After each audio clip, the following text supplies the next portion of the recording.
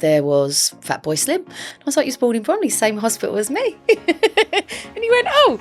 And I said, would you do a masterclass for my young people? And he went, DM me and I'll get back to you. So I DM'd him and he did. He came and did a masterclass. You pinch yourself moments all the time. You'd be like, I started working with some footballers, some business people who had estate agents or people that had ideas and they wanted them developed. Determination, I can take no's. Like I could just flick them off. Like, okay, you said no. When I started applying for university, I got told no. I do remember being very angry as a young person and being angry actually as a woman. I remember being like, why? I'm all about collaboration. I think the world, we have to work together to make the impact that we need to make. Always meeting people and always creating conversation. I thought, do you know what? This isn't good. So Lisa, wow, that was a whirlwind, wasn't it? It was really good. Yeah. What did you find most impactful about what Lisa shared? Just where she came from and how she got to where she was, just by flicking the nose off and just keep going. Yeah. Don't take no for an answer. Yeah, and she really has not taken no for an answer, No, has she? no. I mean, yeah, to go from where she was to where she is now is just incredible. Yeah. And what a whirlwind of a journey it was. So Yeah. I'm really thinking that our audience are going to love it. So Definitely. let's hand you over to this episode. Hi, I'm Lisa and I'm taking you behind the future. Welcome to another episode of Behind the Future. Now, we have our regular co-host, Jess, back with us today. Jess, I would love you to introduce yourself. Yeah, so I'm Jess. I'm currently in year 13 at Maidstone Girls Grammar School. I'm studying media, business, economics, and I'm hoping to go into marketing after I leave, whether that's through an apprenticeship or university. Love that. And I heard the year 13 this time. We've got up in this since last time you were on. This is brilliant. And then we have the amazing Lisa Goodchild with us. Lisa, tell us a bit about yourself. So I am Lisa Goodchild. I'm the chief troublemaker at Learning. I've also got a social media consultancy I've had forever that I dip in and out of. That's me. Amazing troublemaker. I love that. Let's make as for much trouble. Let's make some trouble today. I love it. So Jess, over to you for the first question. So what's your role? What do you do in normal day to day? What do I do in normal day to day? I do a lot, So I answer emails. I have to try and work out what we're going to do with the charity for the future.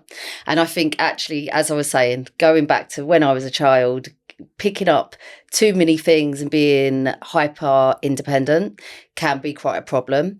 And I've only started working that out. So I take on way too much and I'm trying to let go. So I will do things from social media to working out what the next year will look like in terms of our marketing, in terms of leads as well, because as a charity, I've got my charity. As a charity, you've got to always look at what's next and what's coming, and money runs out. And lots of people, you'd be surprised, don't really give money to charities.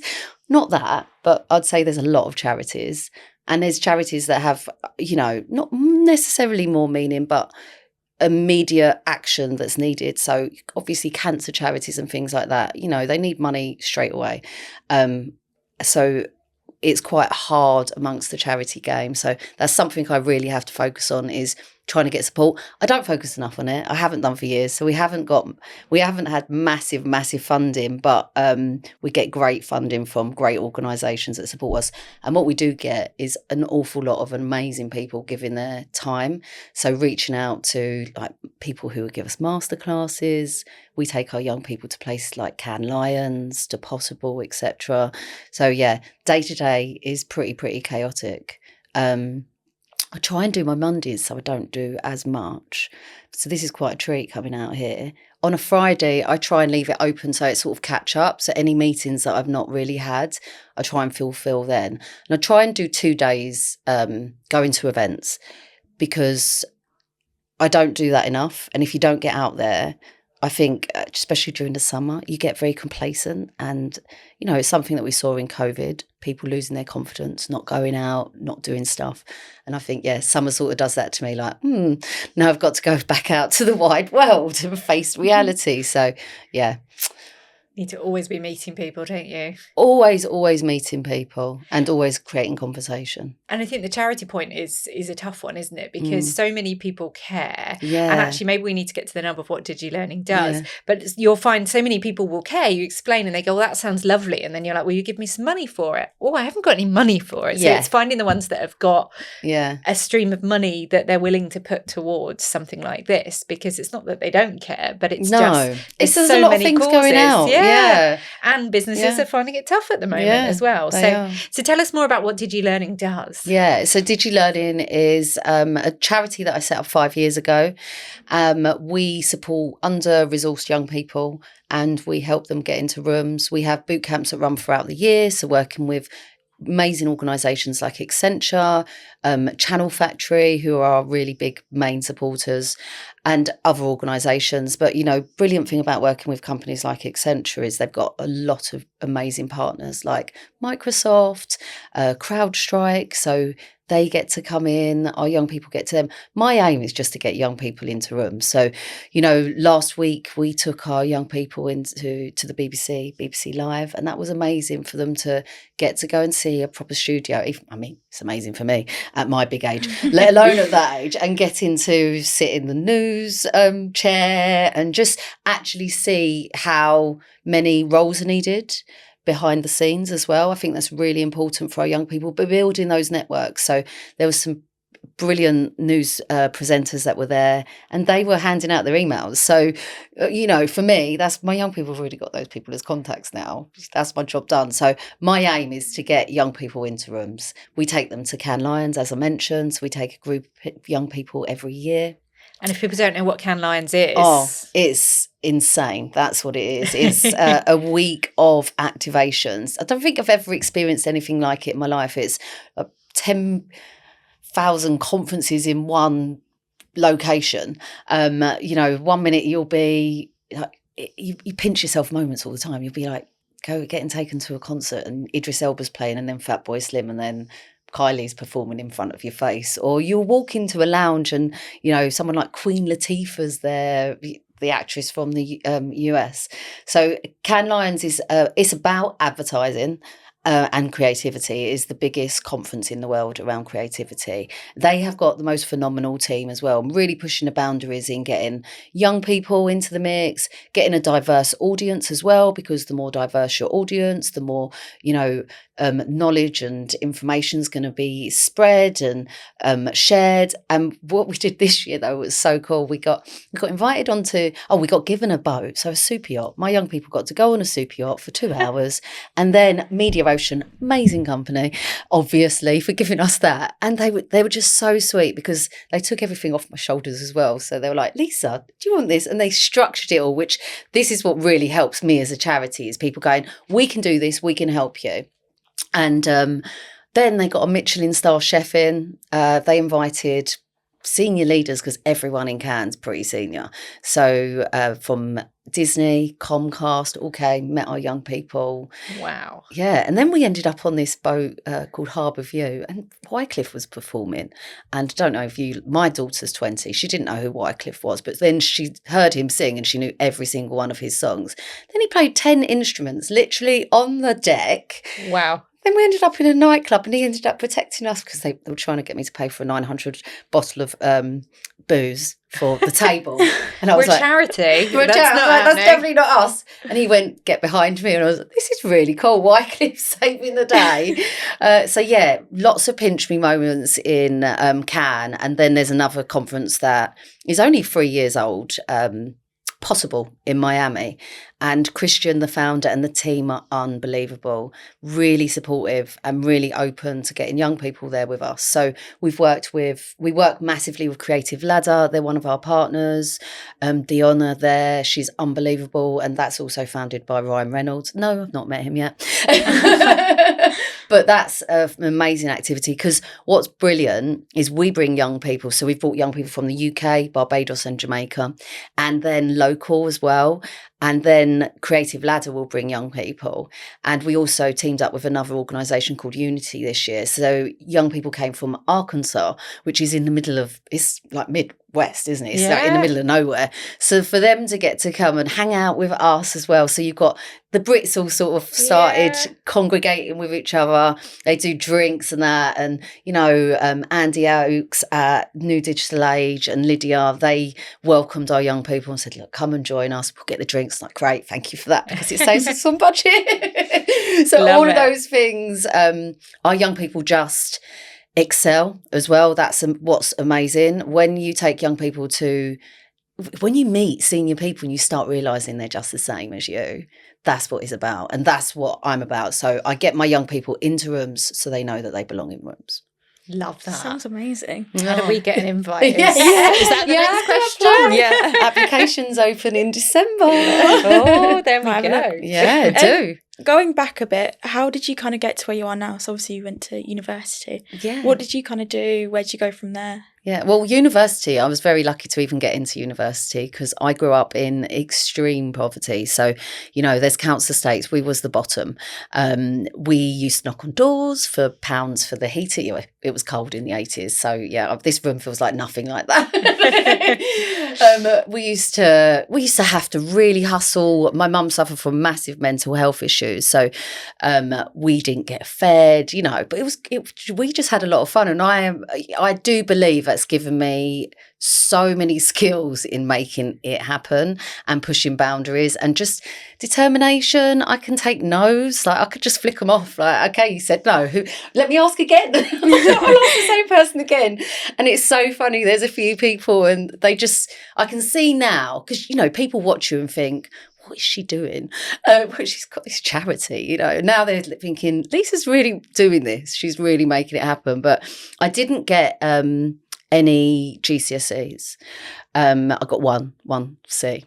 I was my mum had me selling heroin at 13. So life was very different. I was exposed to a lot of bad stuff and she was also quite violent towards me. So, you know, I had a lot of stresses. I moved my boyfriend in at 13. That gives you perspective. I mean, who is allowed to move their boyfriend in at 13?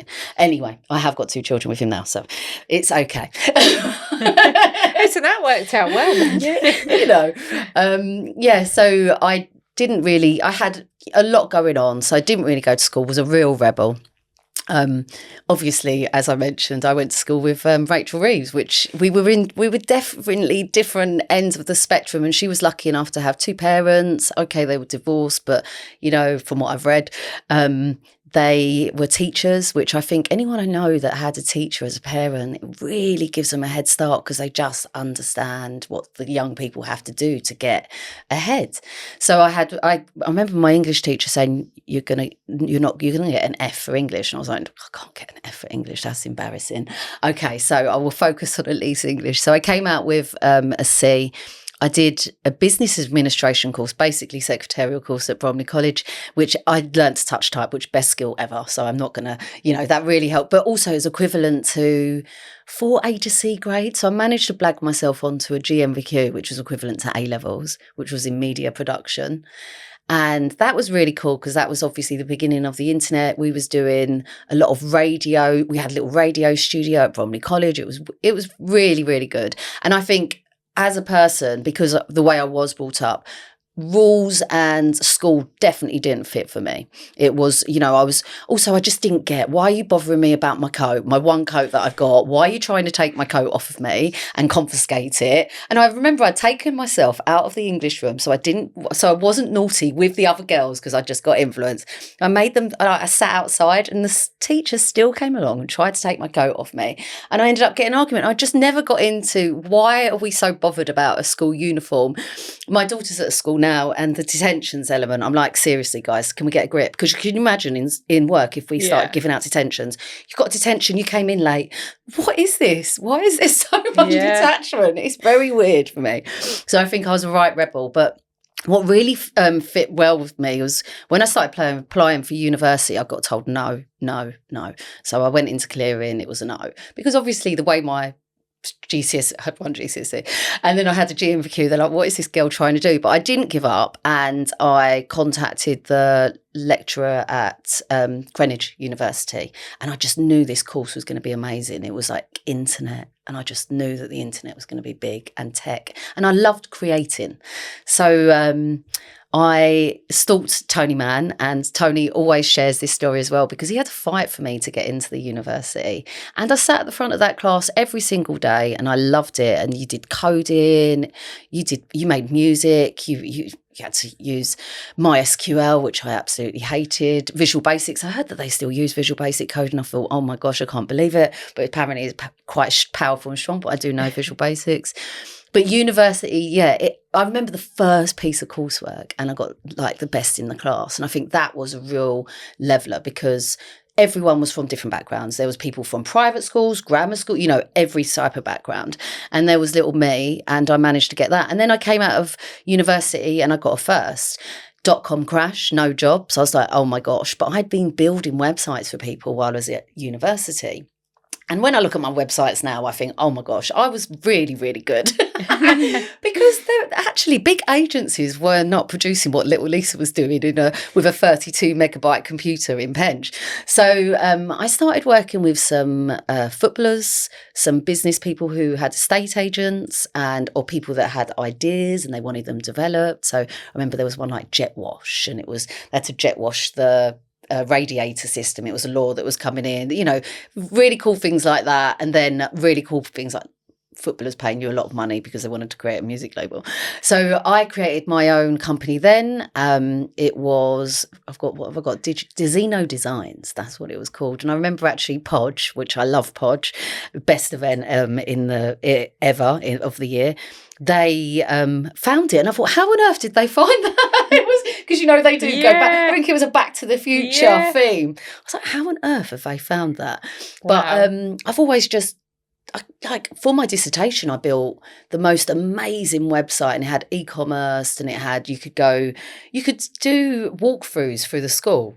They're boasting about doing that now. The stuff that we was doing with bare minimum, and that's what I loved. I think the early days were really special because you had to make do with nothing and make magic happen. Like sit there praying at your computer that it wasn't going to crash because it was only 32 megabytes. I mean, people send that in one video file, like just willy-nilly now. You just would have such difficulty sending anything big was just ridiculous. And actually, I think it would be interesting for young people to look at that, because I think now we've become so spoiled with data and we're not realising the implications of data on the world and just overuse and taking it for granted. Like I've got about 250,000 emails unopened in my Yahoo. I just want someone to remove them. Yahoo, please take them.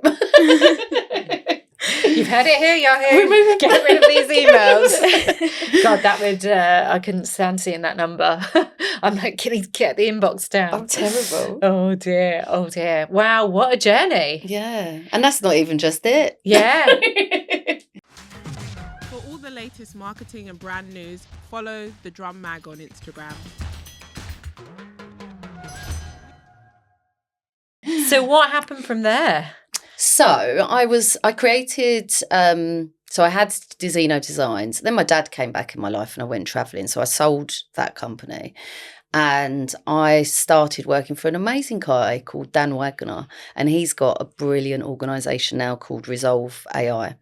Dan was really revolutionary. So he had bought the Boo.com software, which was from the .com crash, and they had spent millions and millions on creating the e-commerce. We didn't have the bandwidth. Basically, they were ahead of their time.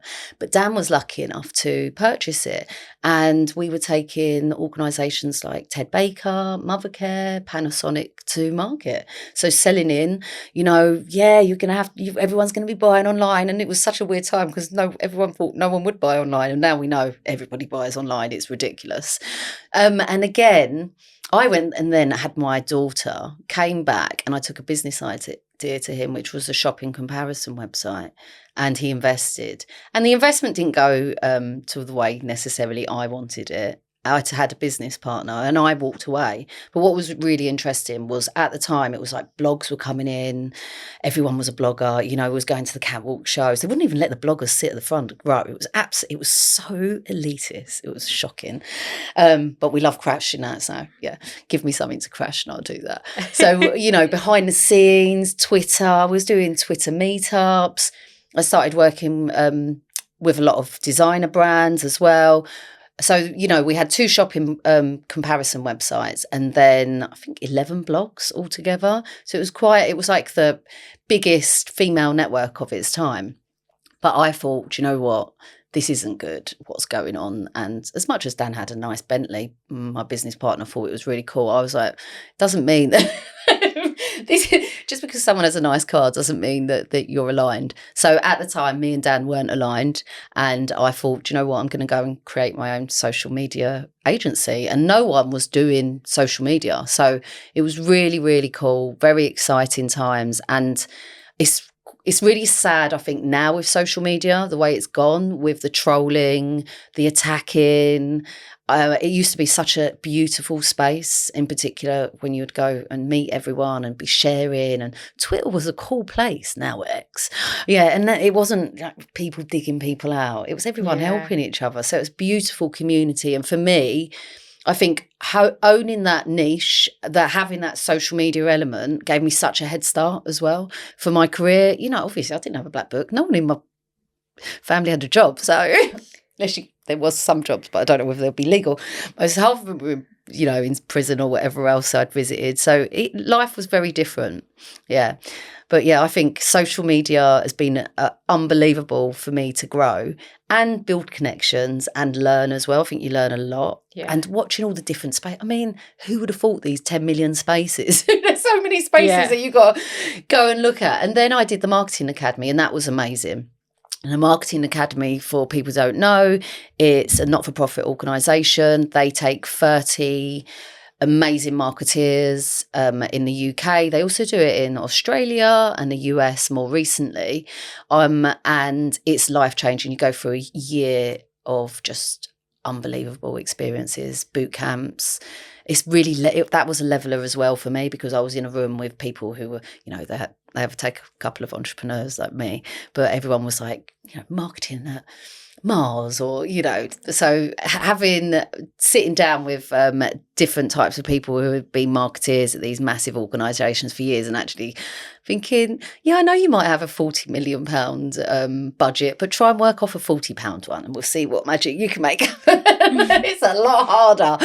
So that was a leveler. And the Marketing Academy, yeah, you got to go and have roundtables with like the chairman of Saatchi and Global. It was unbelievable. Pinch me moments. And then after that, Sherilyn asked me to be Sherilyn's the founder of the Marketing Academy. She asked me to be the trustee for the Marketing Academy Foundation, which is an amazing charity. Does some brilliant work. So apprentices, they have apprenticeships. So young people get to work at places like Amazon, you know, and be supported all throughout the year. But then have lots of opportunities because it's quite a family. The Marketing Academy becomes a family. So DigiLearning at my charity works closely as well with the Marketing Academy Foundation. We'll take young people to Cannes Lions and do collaborations. So yeah, it's been an amazing journey. I love it. You've done so much. Yeah. How did you make that all happen though from the start that you had? Because it felt like, because you didn't have a role model at home, by the sounds of it, that had been there and done it for you to go, oh yeah, I can go there and do that. How do you, in that situation, how did you put yourself out there and make those opportunities happen? I do remember being very angry as a young person and being angry actually as a woman. I remember being like, why have men got, you know, why? They look like, I just didn't get it. I think life brings you very different opportunities and it's about working out, you know, what ones you're going to pick and how you're going to progress and It's that fight that you've got there is just incredible. I suppose you were saying earlier how you don't mind no, you'll just ask again. Yeah. And I guess a lot of people are worried about no's, aren't they? Like you hear a no and it's, okay. No, my daughter will cry if I tell her no. Yeah. I don't know about now. My daughters get quite upset. Yeah. But Yeah, I don't know. There wasn't like, because people say, was there one thing? You know, there was lots of bad stuff that happened. And I remember thinking, I'm not going to be that. I do not want that. And when I was like 15, I'd walk around in a shift dress and a blazer. I don't know who I thought I was. Everyone else was in trainers and jeans. Love it. But I guess it's part of it, isn't it? It's like putting a different persona on to where you've come from, to go, do you know what? I'm going to be this person and I'm going to go and make these things happen. It's incredible because so many other people would have come from that situation and would have got trapped in it. Yeah, that is what happens. And that's what's really sad. And that's why digi-learning for me is so important. Having mentors. I never had someone to look at my CV. I never had someone to ask a question. So if I can be that for a young person or provide that through our because we have our mentoring that goes on throughout the year as well. If I can do that, then, you know,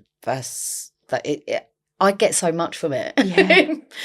I think that's the thing with mentoring, isn't it? I think people always think, oh, it's awkward asking for someone to be my mentor. And it's like most mentors get a lot from it themselves as well. Like they do. It helps you, doesn't it? Yeah, I love mentoring. Reverse mentoring. I think also we're in a day and age where we need to really start listening to young people. Yeah. I think society doesn't listen to young people enough. Yeah. They have so much to bring to the table. It's unbelievable. Yeah. And if we keep on going, oh, well, I'm so important because I've been doing this for so many years, like we need to get a grip. And also we're complacent and we are creatures of habit when we get to a certain age, you know. Yeah. Me and you will go home, we know what we're doing. Young people, they're on an adventure and so they should be, but they're always thinking and doing fresh new stuff and giving us fresh eyes. Yeah. And I really do think it's something organisations are missing out on massively. We must include them in conversations. It's really important, that reverse mentoring element. Oh, that helps. And making space for them to be curious, because I think sometimes that curiosity can get shut down of, oh, I haven't got time, just haven't got time for you to ask me these things, like this is how we've always done it. Whereas actually that one question that makes you go, oh, hold on, we've got this all wrong here, and although that's going to create a load of work, it's going to help you because it's made you think differently, and you've got to make space for that creativity and that curiosity to come out. Yeah. Well, years ago, actually, we did work because we would do MadFest every year. MadFest is the best event as well. They're beautiful. All of these people, just beautiful teams. And they let us take over the stage. We get a live brief. Our young people get to go off, create a pitch, and then present it on stage. And one year we got NatWest gave us a brief and our young people ripped it apart. I mean, they were like, they called themselves Scrap This as a team. I was like, okay. If we're gonna go that deep, we need to find solutions, guys, and be very smiley. But NatWest's team were amazing, brilliant lady, Michelle Booth. I don't think she's there anymore, but she worked with us on that, and they took so much from it. NatWest, they actually pulled the product because they knew they hadn't worked with young people and found out and understood where young people were coming from, and then they got them to present to the whole marketing team online to talk. Because and if we did that with so many different things, I mean, we'd learn so much. What a moment to have, I love that. Scrap that.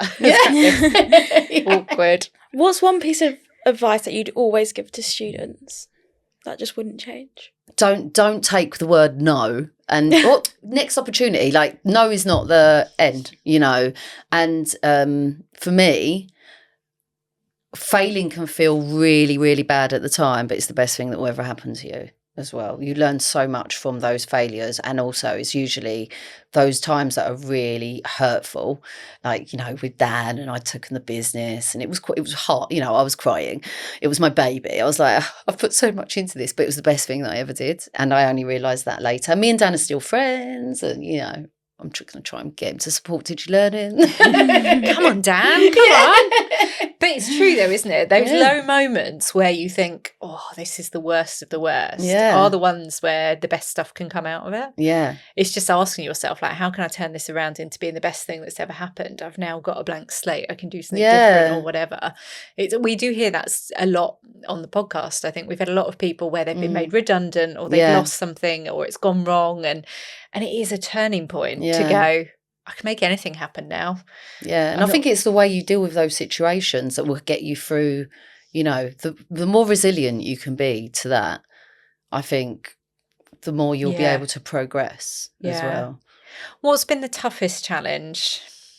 Toughest challenge. Gosh. I think sometimes you think, you'll get up in the morning and think, am I doing what I'm supposed to be doing? You know, you might have had a bad week. I think those dips, but I've got really good on learning how to deal with dips of confidence, or if you get too many no's, you're like, really? Seriously, guys?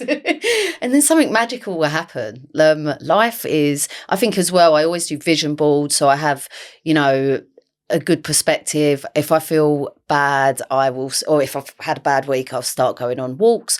I'll go and touch a tree, you know, I'll go and walk in the forest. For me, getting out as well, more in nature. I've got 6 cats. The 6 cats do help me calm down. But I do think that as a skill as well, learning when, you know, maybe you've burnt yourself out a bit too much. Maybe you've overdone it. So how to look after yourself and just take a step back, you know, go for a walk, do a lot more. Music is my religion. So, you know, I just put on some banging tunes and dance around the kitchen. And I love a bit of baking, a bit of gardening. So, yeah, I think finding those things that take you out away from the rubbish as well, and having really good humans around you, really good people, I think so important. Really good friends. I love that. I think knowing yourself is so important, isn't it? And knowing what to do when you are in a bit of a low, or like you just get to moments where you're like, I can't do this today.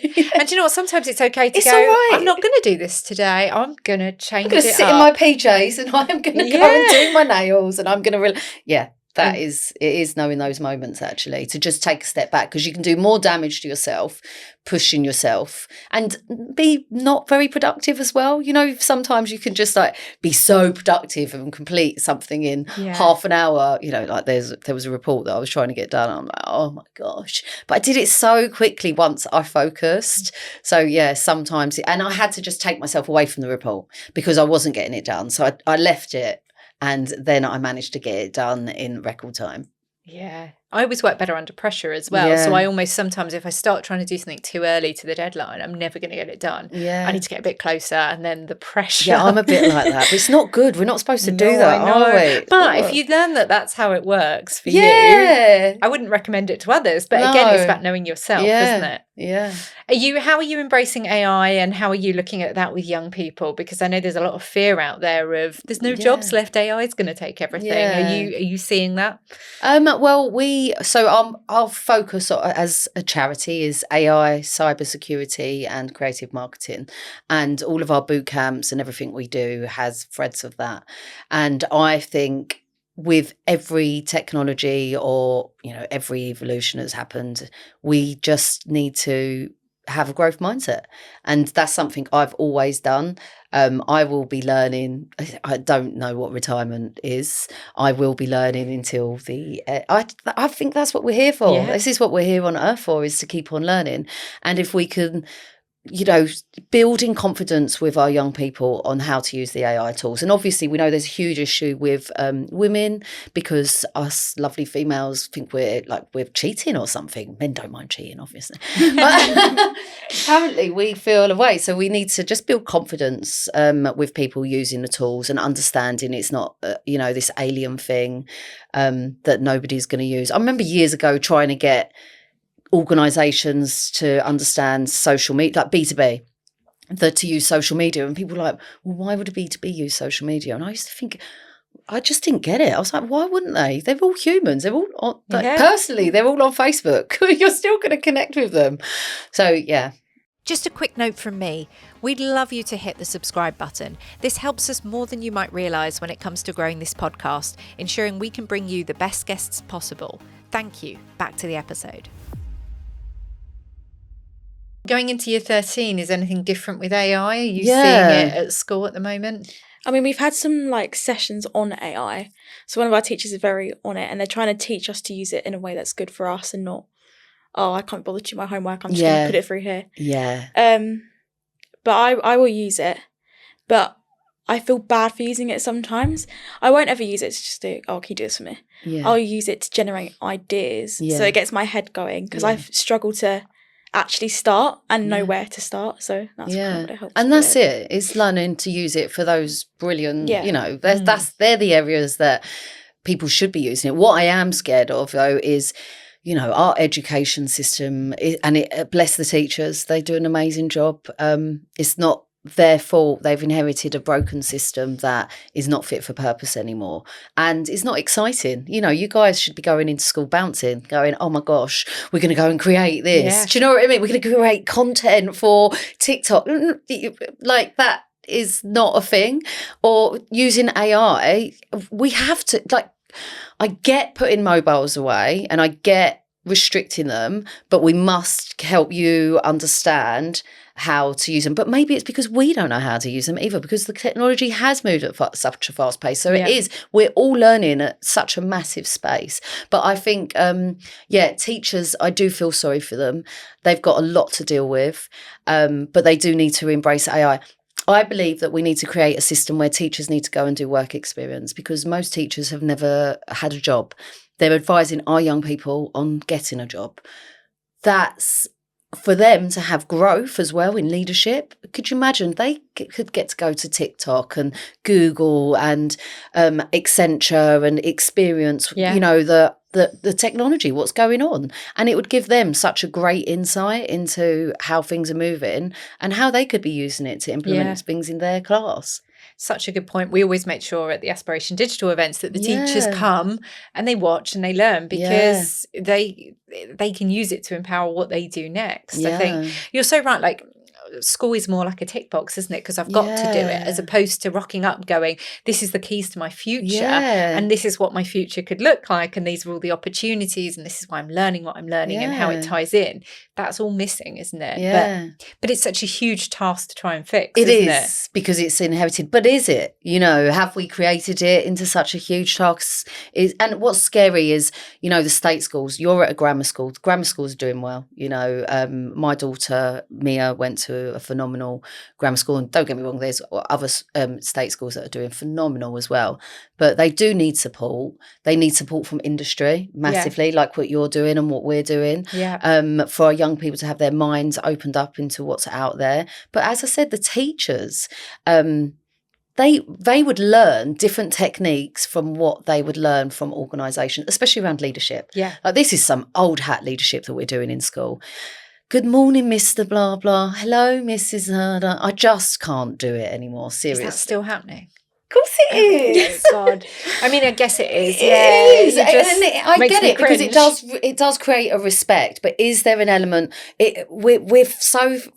Detentions. Like, what is a detention? And the excitement. Like, if we had... Say we created different areas. So we had, like, music and... we had film and TV, and and you could go in these zones and learn about, like, you could do just brilliant stuff. I just couldn't. The kids were just, my young people, from what you do, when they're given the opportunities, they run for it, and they really do shine as well. I mean, we've got a young gentleman, Giovanni, and he blows me away. He was a Premier footballer. Then he went, let me do music. So then he went into music, and he won the BBC rap game. And now he's doing AI, and he's got a thing called Come Outside, which is getting young people, getting all people actually in Leeds to get outside and go on walks and hacks. And love it. Yeah, he's just brilliant. And he's creating his own business. He's getting mentored. He came and joined us in Miami. But the more young people are exposed to industry, taking them into the offices. So our social mobility month, getting them, I had young people coming to Spotify going, I've never been in the corporate office, and just like that experience. Yeah, to know what it's like. Yeah. It's amazing, isn't it? Yeah. I wish we could flip the script and not be talking about subjects and be talking about skills, and then applying it to things we love and that we care about that happen in the world. That could be anything from music through to sustainability and how we make sure we've got a planet that is still functioning Finding in however solutions. many years. Like, because young people can solve problems. Like, we're all good at solving problems, but I don't think you realise that when you're, I've got to read this textbook and I've got to do this exam and this essay, and it's not aligning. Which needs to change. It really needs to change, doesn't it? I'm just not motivated as well. If it's a subject I don't like, I'm like, I don't want to be here. I don't want to learn about this. Yeah. Well, I think teachers as well, there are some very, very special teachers out there, and they do bring a lot of magic. And when you get a teacher that there was a video and it was a young boy in the States and he started going mad at the teacher and he said, and you're just sitting there, this is my future. And he was so passionate. And I was like, yeah, you're right. It is your future. You know, bless teachers because they do have a lot to deal with. We've seen since COVID, like their mental health, they need to be looked after as well. You know, as I said, they need a day out of the of the school to go and schmooze some people in industry, and you would see a bounce in their step, I'm sure. Yeah. And you could send them out to different types of industries and then they could report back on what they learned and kind of... And help the other teachers, build a network. And also when they're doing their careers events, they could bring people in because they've built a network. It's a beautiful ecosystem that we're all creating. Yeah. You know, and if we also... I'm all about collaboration. I think the world... We have to work together to make the impact that we need to make. Yeah. Yeah. Oh, I love that. Let's get teachers out doing work experience. Work experience for teachers. Let's start a campaign for it. I think we should. Let's do it together. Aspiration Digital and DigiLearning together. We can make this happen. I do. I reckon we can. What else? Is there anything else on your mind that you want to get from Lisa today? A top tip for getting out there. For getting out there. Just keep on knocking on doors. I go up to anyone. People will say to me, they're like, you're so good at talking to people, but I think again it's my childhood. We were like the kids that no one was allowed to play with, so we'd just go around making friends, and we was lucky we had like a domestic violence refuge round the back, so the turnover of your kids was really, really cool. Like we could go and make friends with all these random young people from everywhere. Don't just keep on asking. And if someone says no, so what? It's the next opportunity. There's loads of people out there and amazing people that will want to help you. Yeah. I just keep on asking. I went up to I was at and grab any opportunity. Best thing is Karen Blackett, actually. She used to be the CEO of WPP. Amazing woman, so humble. And she was saying, arrive early at the events and stay a little bit behind. Just do a little bit of lingering. And it is interesting, the people that you end up bumping into. I always go up to the speakers as well. If I go to, like, you know, if I was at your event, I would be like, right, I'm going to head up to a speaker. And being brave, heading up to a speaker.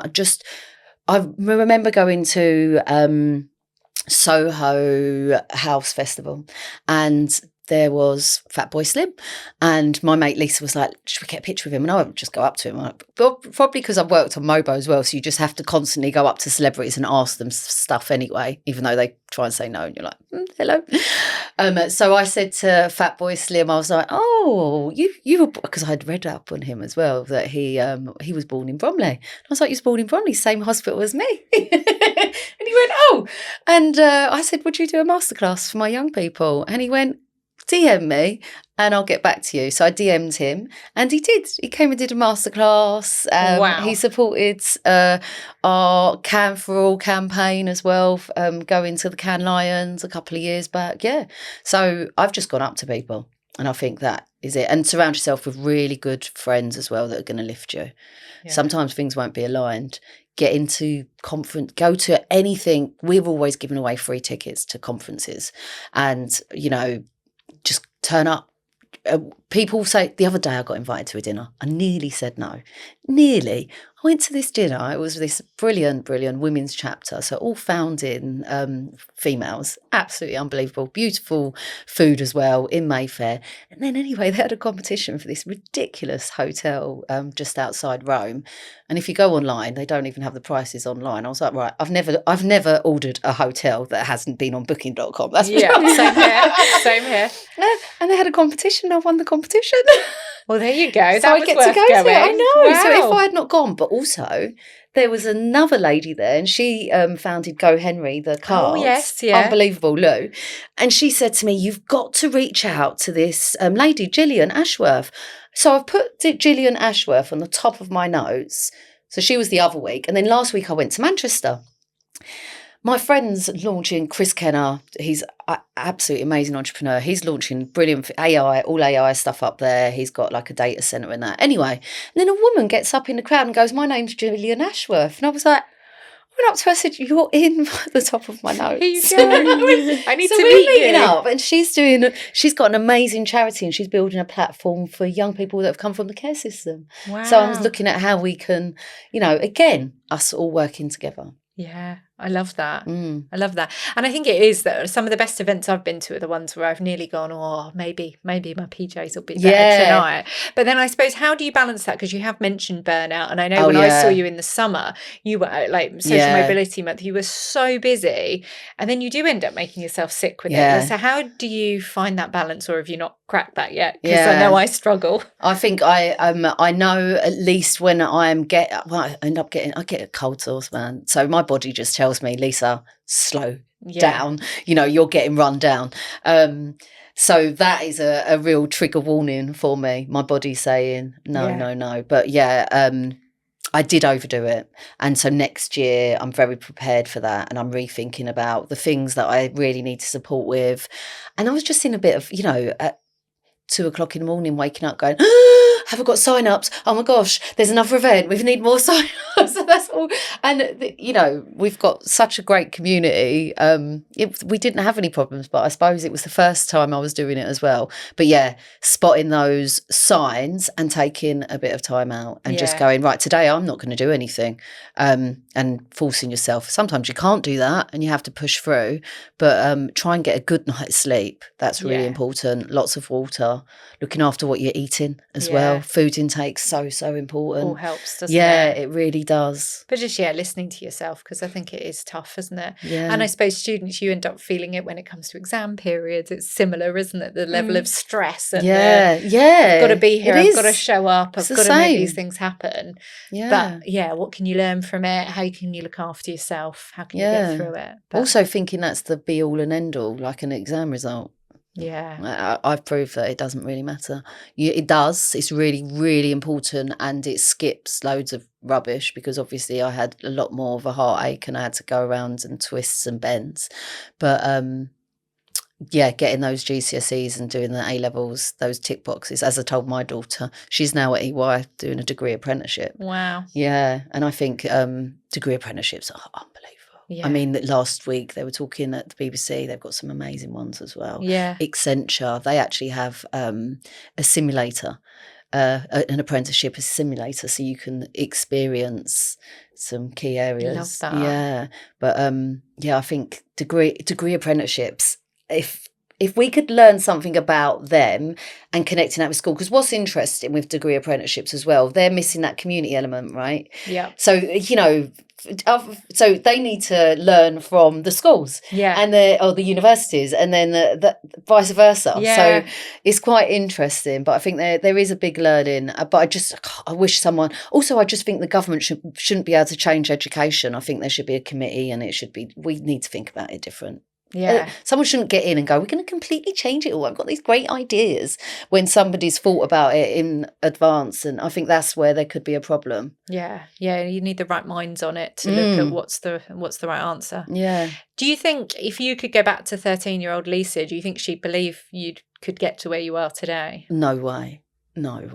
I literally had the pinch myself moments. Unbelievable. Even the other week, we went Soho House. My friend Nishma, she used to be really high at Google. She was interviewing Karen Blackett, who was CEO at WPP, and I had my young people like doing content. It's just, I just can't. Bouncing around on boats. You can, and even possible. The way these organisations look after us as well is exceptional. You know, like Possible, unbelievable. They let us take over. Basically, they put our branding everywhere. I'm not giving them, they get a lot of money off of brands to do stuff, but they know it's for the young people and that they're helping the future. And actually, they're up for learning from the young people as well. Love that. I love that. Any final questions? No. You're happy? Yeah. What are you going to go away taking?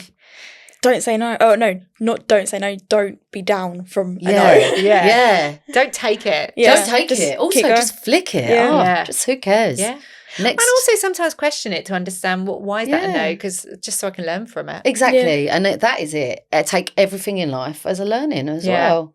I think some people forget the importance of asking for that feedback. You find out you didn't get the job and you're like, oh, rubbish, okay, move on. It's like, no, go and find out why didn't you get the job? Yeah. What could you have done differently? And sometimes the answer will be, there was just someone better. There isn't really anything. And other times there'll be, do you know what, there's this, and this, and this. And you're like, wow, okay, that is...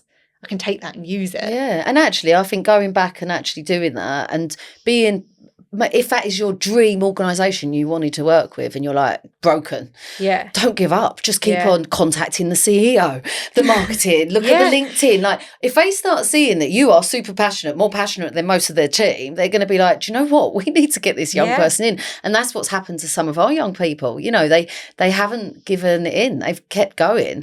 There's an amazing organisation, Digital Voice, and Faith, and she couldn't get a role, and it was really, really hard for her. And she just didn't stop, and she did some work experience with Digital Voice, and then they came back to her a year later and said, we'd love you to apply for this role. And she did. She's been there, 3 or 4 years now, and she's just getting promoted all the time. Yeah. She got taken Cannes as well. Amazing. God. So we need to get to Cannes. That's what needs to happen. We'll have that chat.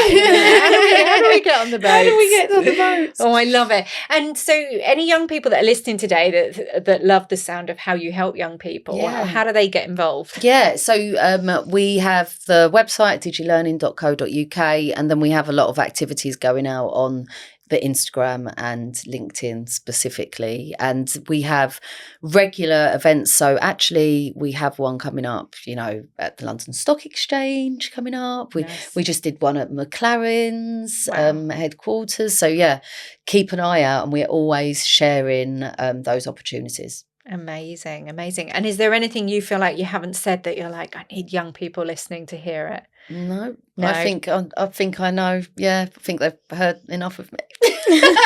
I think they could listen for a lot longer, but I think honestly that's been incredible. What a journey. And I'm so pleased you did ignore the no's and keep pushing, because we've now got you here doing what you're doing, which is incredible. And that's been such a brilliant conversation. Thank you so much, Lisa.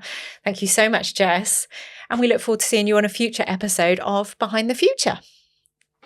That concludes another brilliant episode of Behind the Future.